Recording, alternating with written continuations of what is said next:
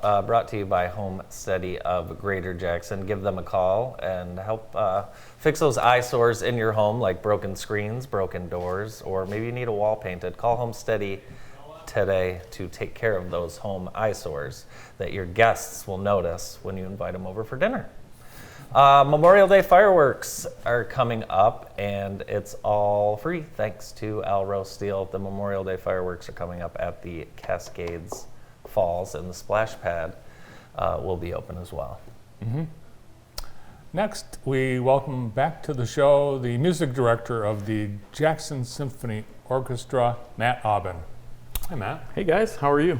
Doing Good. really well. Good. Really well. Big week for you. Big week. Harry Potter. What do you know about wizarding?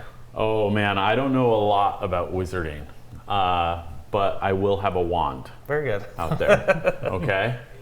So look out. But I'm excited. I mean, this music is so great.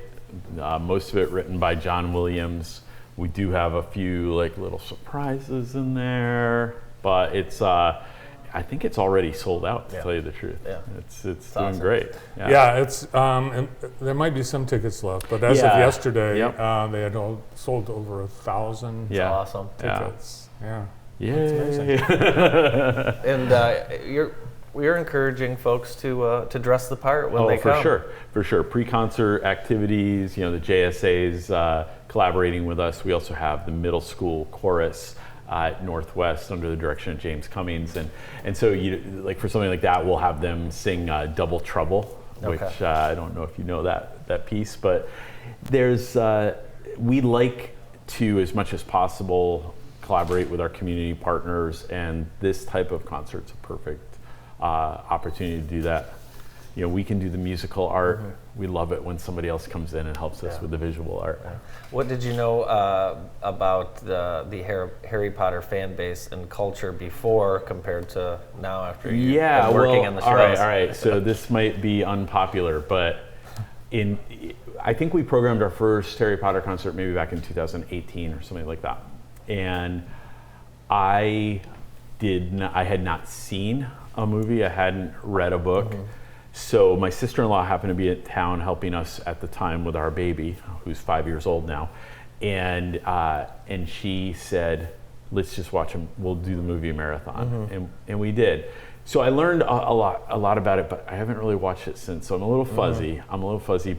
But I know there's houses. I know about the houses. I know some things. You know enough to get around the stage. I know enough to get around the stage, and I of course know the music really well.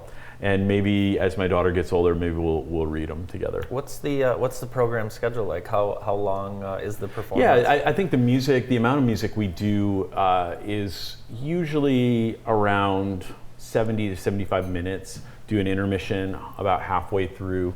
We have some other little interactions and things planned out. I actually did something a little bit unusual, which is I programmed one piece that's outside of the Harry Potter realm by Marcus Norris. So Marcus is from Jackson, and a couple years ago he wrote There Can Be No More Kings, a hood fantasy, and the whole concept around it was his vision of fantastical music and a story. And to me, the music sounds very similar to something that could have been from Harry Potter, and I thought we would insert some of that in there and also have a little video message of Marcus talking about it. I think it's really special that we have this really great composer, and I thought that would be a nice place to feature him. Have you seen any Harry Potter films? I have seen, I haven't read the books. Are they still back in the... Someone just gave my mother all the books. Oh, wow. And they're in the back, I think, waiting for someone to take and read. They're very thick. Yeah, I remember I had a colleague, I think my niece and my sister-in-law read them when she was fairly young. I think you have to have the right kid. My child is very scared of things, very timid. And so I think Harry Potter might actually scare her a lot. Just young, still young, still very young. Yeah, no, I've seen the first movie. It's long, right? It's like 3.5 hours. Yeah, I think they're all pretty long, but great actors and as popular as really any story in the history of storytelling. Absolutely, absolutely. So Well, the author became a billionaire. I think so. Yeah. she became controversial too. After she became a billionaire, but it's easier to become controversial after you're a That's billionaire. right. That's right. Seems to be that story comes up a lot, doesn't it? Yeah, it sure does.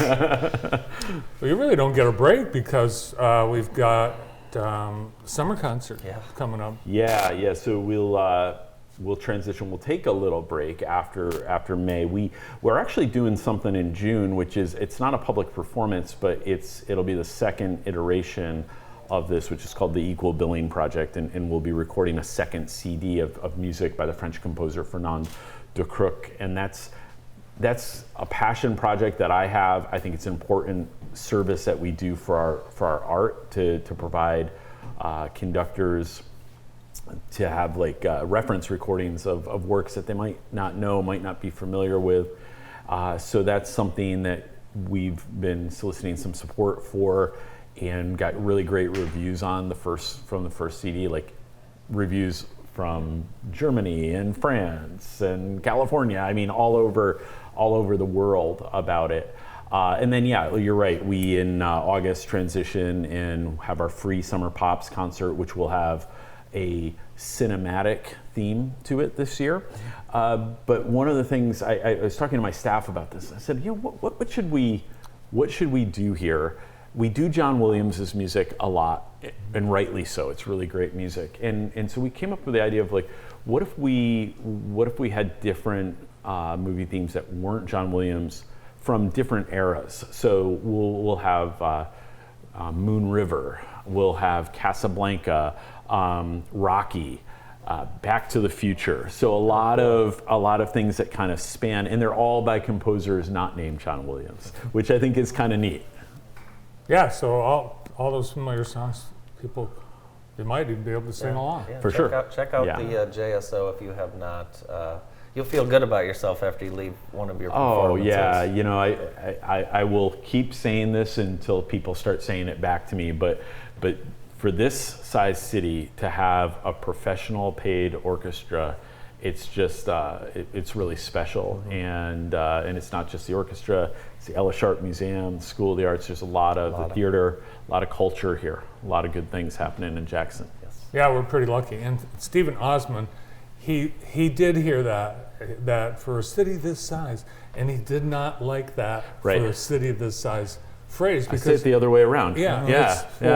Because wherever this orchestra, it would be fantastic in any city. Absolutely. And people, I think people might be surprised to know that musicians, when they audition for a spot in our symphony, are coming from places as far away as Chicago, London, Ontario, Toledo, Grand Rapids, South Bend. So it's not just from this general area. I mean, we do have a lot of musicians that are from the Jackson area, but it's people want to play with the orchestra because the orchestra's good. Yeah. Now you also are busy with these Chelsea Orchestra. Chelsea Symphony, yep. And the Southwest Michigan Symphony, yeah. And for me, the Southwest Michigan Symphony, their busy time is actually the summer because they have a venue that's right on Lake Michigan. And so in the course of, I think, 6 weeks, I do 4 concerts out there. Oh, wow. That'd be fun to go to one of those. Yeah, yeah. So the fountain, is the fountain there? The fountain, yeah. It's just past the fountain. It's called Shadowland Pavilion, and it's kind of where the river comes in by the Coast Guard station. Oh yeah, we know that well. Mm-hmm. Remember I tried fishing that during my cousin's wedding? That's right. And that pizza place right on the beach. Yep. Wow, awesome. you know it. Mm-hmm. Yeah. Oh yeah. You're very astute. Very astute, Southwest Michigan. And then Greetings From, that will be the new season coming up starting this fall. Yeah, this year we really focused on these collaborations with folks, individuals like Stephen Osmond, or artists like Phil Curtis and Evan Struck. But next year it's more of like what I would call a traditional season. We will, I'm sure, add some things that will enhance the performances.